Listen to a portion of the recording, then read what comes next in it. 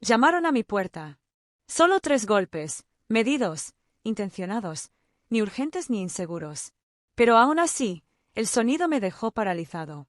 Estaba en la cocina, cortando manzanas para la merienda de Jonah después de la escuela. El cuchillo se detuvo a mitad de la rebanada. Miré el reloj, las 6:13 de la tarde. La calle estaba tranquila. Sin entregas, sin vecinos, sin visitas programadas. Detrás de mí, Jonah gritó desde la sala: «Mamá, ¿quieres que lo traiga?».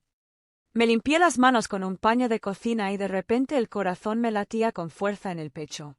«No», dije, más brusco de lo que pretendía. «Ya lo tengo». La puerta estaba a solo 6 pasos, pero sentí cada uno de ellos.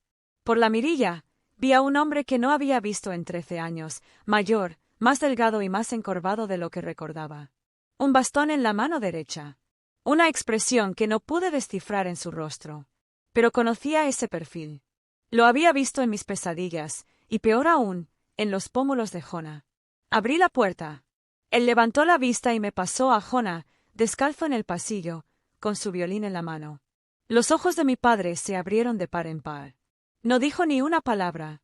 Solo miró fijamente a Jonah, al chico que nunca había conocido, al rostro del que una vez se había alejado antes de que viniese al mundo. Y supe, en ese momento, que no venía por mí. Venía por el secreto que había guardado durante todos estos años. Nací en Eugene, Oregón, un pequeño pueblo donde todos conocen tu cara, el trabajo de tu padre y en qué banco de la iglesia se sienta tu familia los domingos. Mi padre, Grant Harwell, era dueño de Harwell Timber Works, el tipo de negocio en el que los hombres se estrechaban las manos con fuerza y el negocio se transmitía de padre a hijo. Fue diácono de la Iglesia Bautista de San Marcos y un hombre que creía en el trabajo, el orden y la obediencia. En ese orden, mi madre, Margaret, hacía listas. Así la recuerdo, listas de la compra, listas de oración, listas de quién trajo qué guiso a la comida de la iglesia. Ella nos amaba de la manera tranquila y estructurada de alguien a quien nunca le habían enseñado a consolar, solo a manejar. Luego estaba Aarón, mi hermana mayor, cabello perfecto, promedio perfecto y anillo de pureza perfecto. Mientras ella estaba fuera visitando universidades y dando testimonios en retiros juveniles, yo estaba allí. No era rebelde. No era ruidosa. Simplemente no encajaba en el molde que me habían impuesto. Luego, a los 17 años, conocí a Mateo Ruiz. No era de nuestra iglesia. No era de nuestra zona de la ciudad. Sus padres tenían una pequeña floristería cerca de River Street. Daba clases particulares después del colegio y tocaba el piano en el restaurante de su tío los fines de semana. Pero lo que más recuerdo es lo tranquilo que era. No era tímido, pero sí tenía esa clase de quietud que te hace sentir seguro. Nos conocimos en la clase de educación cívica de último año. En primavera ya salíamos a caminar después de la escuela. Para el verano, ya estábamos planeando un futuro, uno que no involucrara a Eugene, ni madera, ni bancos. Mateo había conseguido una beca completa para estudiar arquitectura en la Universidad de Washington. Me aceptaron en un programa de diseño en Portland. Hablamos de alquilar un monoambiente juntos, compartir las facturas del supermercado, colgar plantas de interior y ventanas que dejen entrar la luz. Pero la vida no siempre honra los planes jóvenes. Justo después de graduarse, a Mateo le diagnosticaron miocardiopatía, una afección cardíaca que nunca supo que tenía. Cayó como un deslizamiento de tierra. Una semana estaba corriendo conmigo en el parque. Al siguiente momento se estaba desmayando en la cocina. Lo pusieron en lista de espera para trasplante. Los médicos dijeron que quizás 1 año, quizás menos. Fue entonces cuando la conversación cambió, del próximo semestre a qué pasa si no estoy allí, de los sueños al legado. Lo que nadie en mi familia sabía nunca era que mi embarazo no fue un error. Fue un regalo de despedida. Una promesa. Una forma de mantenerlo vivo, incluso cuando su corazón no podía resistir. Había planeado decírselo. No de inmediato. No en el caos de las visitas de Mateo al hospital y las pruebas de trasplante. Solo quería esperar hasta que las cosas estuvieran más tranquilas. Hasta que pude traerles algo más que miedo. Me imaginé sentándolos a la mesa del comedor, con el camino de mesa de encaje y el frutero de cristal que nunca se movía. Tendría a Mateo conmigo, tal vez incluso la ecografía. Pensé que si vieran el dolor en sus ojos, si supieran la verdad, lo entenderían. Pero nunca tuve la oportunidad. Era un sábado, a finales de octubre. Cuando volví del hospital, la casa estaba en silencio. Demasiado en silencio. Mi madre estaba en la sala de estar, sosteniendo un pañuelo doblado y secándose los labios como si hubiera estado llorando. No se permitía mancharse. Mi padre estaba de pie junto a la ventana, de espaldas a mí. La prueba de embarazo, la que había envuelto en papel y escondido en el fondo del cajón de mi escritorio, estaba en la mesa de centro, entre ellos, como prueba en un juicio. «Siéntate», dijo mi padre. No gritó, simplemente lo dijo con firmeza, como una sentencia. Me senté. Antes de que pudiera hablar, se giró y preguntó, «¿Quién es?» «Soy Mateo», dije en voz baja. «Ese chico», espetó. «Ese tal Ruiz». Asentí. ¿Tiene siquiera papeles? Él nació aquí. Eso no es lo que pregunté. Abrí la boca para explicarles, para contarles sobre el diagnóstico, sobre la decisión que tomamos juntos, la vida que elegimos crear. Pero mi padre levantó la mano y lo interrumpió todo. «Arreglarás esto o te irás de esta casa esta noche». Miré a mi madre, esperando, suplicando, pero ella solo susurró, «Siempre quisimos lo mejor para ti». Entonces llegó el giro más doloroso que todos los demás. Desde el pasillo, mi hermana Aarón entró con mi cuaderno de bocetos, el que contenía la ecografía. «No deberías haber mentido», dijo. «Lo encontré por casualidad. Tenía que decírselo». Lo dijo como si me estuviera haciendo un favor. «Tenías que hacerlo», susurré. La voz de mi padre rugió de nuevo. «Has avergonzado a esta familia. ¿Crees que tener un hijo bastardo honra a Dios? Sal de esa puerta con esta mancha. Ya no eres mi hija». Me quedé de pie, con las piernas temblorosas y las manos frías. «Dejaste de ser mi padre», dije, «cuando mi hijo se convirtió en un pecado para ti». Y me fui. Sin maleta, sin plan. Solo una chica con un corazón latiendo dentro, y un hogar a sus espaldas que en realidad nunca la vio. Desaparecí sin hacer ruido. Sin salidas dramáticas, sin portazos, sin quejas en redes sociales. Solo silencio. Pasé mi primera noche detrás del viejo Albertsons de la calle 8, acurrucado en el asiento trasero de mi coche, con las ventanillas entreabiertas y la sudadera del conductor hecha una bola bajo la cabeza. Mantuve una mano sobre el estómago, un bulto apenas me recordó que no estaba solo. De día, iba a los centros comerciales a pedir trabajo. Me echaron en 2 cafeterías y me dijeron que volviera después del bebé. Un gimnasio finalmente me dio turnos de limpieza a tiempo parcial, $10.50 la hora, para limpiar los vestuarios por la noche. Fue algo que aprendí, que gasolineras no les importaba si te quedabas esperando, que restaurantes te rellenaban un vaso de agua si te veías lo suficientemente limpio y que estacionamientos tenían cámaras pero no patrullaban la seguridad. Me moví como un fantasma por el pueblo que una vez consideré mi hogar. Evitaba la calle principal. Evitaba a la gente que pudiera hacer preguntas. No quería lástima. Quería tiempo en el aire. Un lugar donde aterrizar que no oliera a desinfectante ni a vergüenza. Era la 3ª semana cuando me desmayé en la sala de descanso del personal del gimnasio. Me había saltado el desayuno otra vez. Desperté con alguien poniendo una bolsa de hielo en mi cuello. «Lily Harwell, la mujer», preguntó, mirándome fijamente. «Sí, creí reconocer tu cara. Te enseñaba arte». «9º grado. Señorita Dunley». La miré parpadeando, desorientada, avergonzada y conteniendo las lágrimas. No preguntó dónde estaban mis padres. No preguntó por qué trabajaba con 7 meses de embarazo. Simplemente dijo: «No vas a dormir en el coche esta noche. Anda. Tengo una habitación de invitados y demasiadas colchas». Esa noche, en la habitación de invitados de un desconocido, lloré más fuerte que en meses.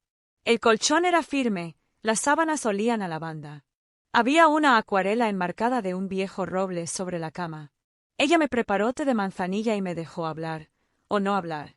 La señora Dunley se convirtió en mi primera referencia. Me ayudó a inscribirme en un curso de GED, encontró una clínica para consultas prenatales y me enseñó a solicitar asistencia alimentaria sin vergüenza. Para ella, no intentó arreglarme. Simplemente me veía. Y por primera vez desde Mateo, no me sentí borrada. Jonas vino al mundo un martes por la mañana, justo después del amanecer. Había llovido toda la noche, esa fría lluvia típica de Oregón que se te mete en los huesos y hace que el mundo entero parezca gris. Pero cuando dejó escapar su primer llanto, juró que la habitación se iluminó. 6 libras y 1 onza. Una abundante cabellera oscura. Y unos ojos demasiado sabios para un recién nacido. Lo abracé y le susurré: a tu papá le habrías encantado. Te pareces mucho a él cuando te enojas. Nos quedamos en el hospital 2 días. La señora Dunley no se separó de mí. Trajo una manta azul pálido que tejió ella misma a crochet, y un búho de peluche que había guardado de su clase. No vino nadie de mi familia. Ni flores, ni llamadas, ni siquiera un nombre en el registro de visitas del hospital. No me sorprendió, pero la sorpresa no es necesaria para el desamor. Las primeras semanas fueron un torbellino de tomas a medianoche y llanto silencioso, no de Jonah, sino mío. Había mañanas en las que me sentaba en el suelo de la habitación del bebé, con la espalda contra la pared, mirando fijamente el Moisés y preguntándome si era suficiente. Sin ingresos, sin pareja, sin familia, solo yo y esta pequeña alma que dependía de mí para todo. Lo amaba intensamente, pero el amor no cancela el cansancio, ni el miedo, ni esa sensación de hundimiento de que tal vez tenían razón en dudar de mí. A las 3 semanas, les escribí una carta a mis padres. Breve, cuidadosa. Adjunté una foto de Jonah en la manta azul, con los ojos abiertos, los puños apretados como si ya estuviera luchando por hacerse un hueco en este mundo. Al dorso, escribí, su nieto, Jonah Ruiz Harwell. Nació el 12 de diciembre. Está sano, es fuerte, merece ser conocido. Lo envié sin remitente, por si acaso. Solo un hilo suelto, con la esperanza de que alguien lo descubriera. Pasaron 3 semanas. No recibí respuesta. Revisaba el buzón todos los días, diciéndome que en realidad no esperaba nada. Me decía que era fuerte, que estábamos bien, que no los necesitaba. Pero cuando el buzón permanecía vacío día tras día, dejé de mentirme. Habían elegido el silencio, y esa decisión resonó más fuerte que cualquier rechazo. Jonah cumplió 1 mes, solo nosotros 2 y un pastelito que no nos comimos. Encendí una vela, lo abracé y le susurré: sigues aquí, y yo sigo aquí, y quizás con eso baste. Aprobé mi GED de 6 meses después de que naciera Jonah. No fue fácil. Estudié entre comidas. Memoricé fórmulas matemáticas mientras Jonah dormía sobre mi pecho. La señora Dunley me hacía preguntas durante el desayuno. Su café se enfriaba mientras explicaba fracciones por 3ª vez. Cuando llegó el sobre con mis calificaciones para aprobar, lloré. No porque dudara de poder hacerlo, sino porque era la primera vez en más de 1 año que algo me decía: sigues avanzando. Jonah aprendió a gatear en ese mismo apartamento. Balbuceó su primera palabra, Bea, al borde de una alfombra desgastada en la sala mientras yo llenaba solicitudes de trabajo. Para cuando cumplió 2 años, me matriculé en un colegio comunitario para estudiar diseño digital. Siempre me había encantado dibujar formas, fuentes y colores. De niño, dibujaba cajas de cereales y carteles publicitarios inventados, solo para ver si podía hacerlos parecer reales. Ahora, estaba aprendiendo a convertir eso en una profesión. Trabajaba por las noches limpiando oficinas y los fines de semana en una librería de segunda mano. Mi cuerpo estaba cansado, pero mi mente se sentía viva de nuevo. La primera vez que una cafetería local me pagó $75 por diseñar su nuevo logotipo, me quedé mirando el cheque durante 5 minutos antes de depositarlo. Usé el dinero para comprarle a Jonah zapatos nuevos y una caja de rotuladores artísticos de verdad, no de los de las tiendas de todo a $1, sino de los buenos. Para cuando terminé la carrera, tenía varios clientes freelance. Una amiga de una amiga me ofreció un escritorio en su espacio de coworking. En menos de 1 año, presenté la documentación para mi propio negocio, Harwell Design Studio. No por el nombre original, sino por el nombre que reconstruí. Jonah empezó el preescolar. Le encantaban los rompecabezas, los legos, cualquier cosa que pudiera construir y desmontar. Por la noche, lo encontraba ordenando sus crayones por colores, tarareando. Tenía la calma y la concentración de su padre. Y cada vez que lo veía dormir, sabía que Mateo se habría sentido orgulloso. No teníamos mucho, pero teníamos ritmo, trabajo, escuela, casa, risas. No era la vida que mi padre quería para mí, pero era la que yo elegí y me gané. Todo empezó con una llamada del centro comunitario. Estaban organizando un evento de mujeres que lideran y querían presentar a pequeñas empresarias que habían superado la adversidad. Un amigo del espacio de coworking me había nominado. Casi dije que no, pero algo dentro de mí, quizás por Jonah, quizás por mí mismo, dijo que sí. La entrevista fue sencilla. Me filmaron en mi escritorio, dibujando en una tableta, mientras Jonah leía tranquilamente en un rincón. Hablé de diseño, de empezar de cero y del poder de la esperanza tenaz. No mencioné a mi familia, ni a Matteo, ni los años que me destrozaron.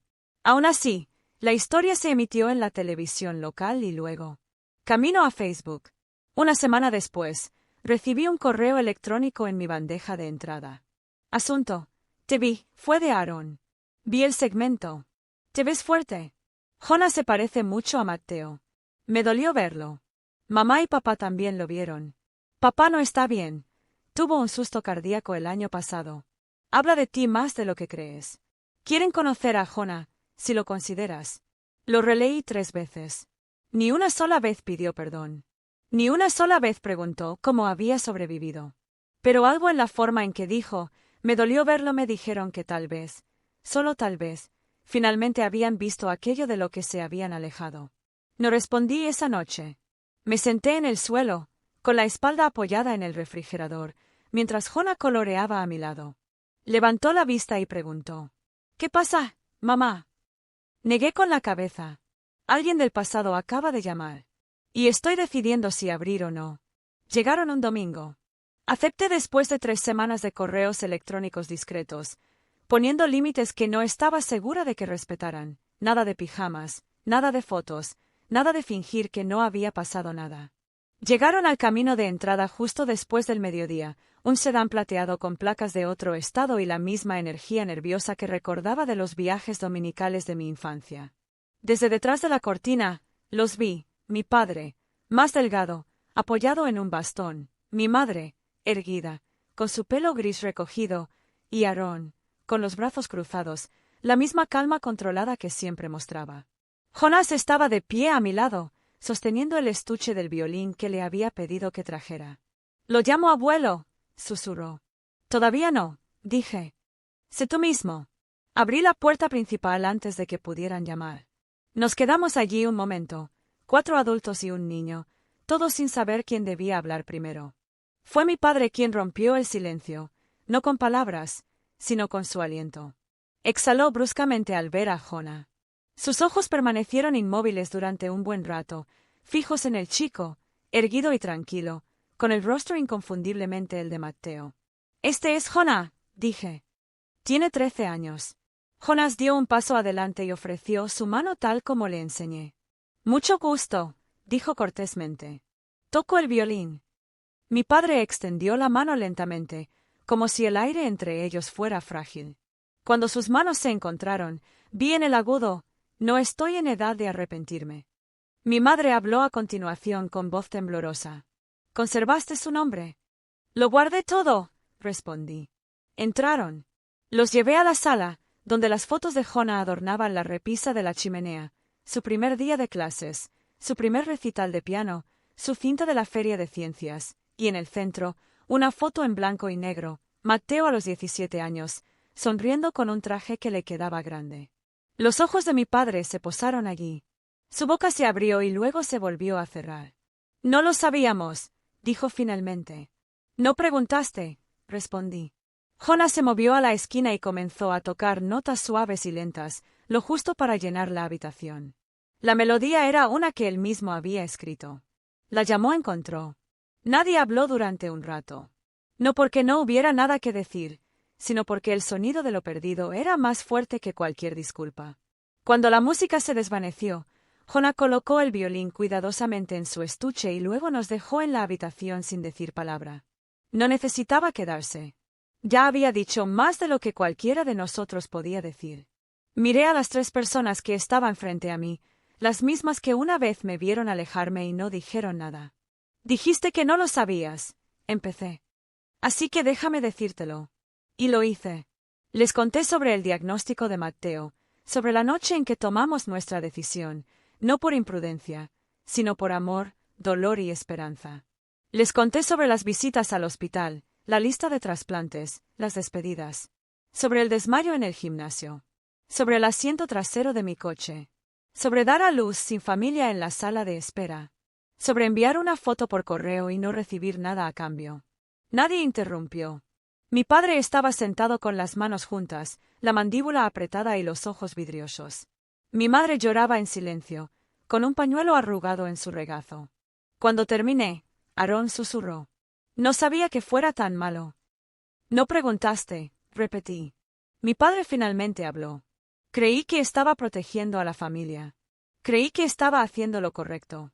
Protegiste una imagen, dije. No a una hija. Silencio de nuevo. Luego añadió más suavemente. Me equivoqué. Ahora lo veo. Le creí, no porque sus palabras fueran elocuentes, sino porque le costaba algo decirlas. Mi madre me tomó la mano. Me quedé con la foto, dijo. La que me enviaste. Todavía está en mi cajón. La miro cada Navidad. Debería haberme hecho sentir mejor. Pero a veces, el recuerdo sin presencia duele más que el olvido. Asentí. No estoy aquí para castigarte, dije. Pero si quieres un lugar en la vida de Jonah, tienes que poner condiciones. Lo que sea. Mi padre dijo. Apareces. No lo haces sentir como un error. Y jamás intentas reescribir lo que pasó. Ambos asintieron. Él merece la verdad, dije. Tú también, respondió mi madre. Te fallamos y cargaremos con ello. No sonreí. No les ofrecí perdón. Pero tampoco los despedí. A veces, la curación comienza simplemente permaneciendo en la habitación después de que se ha dicho la verdad.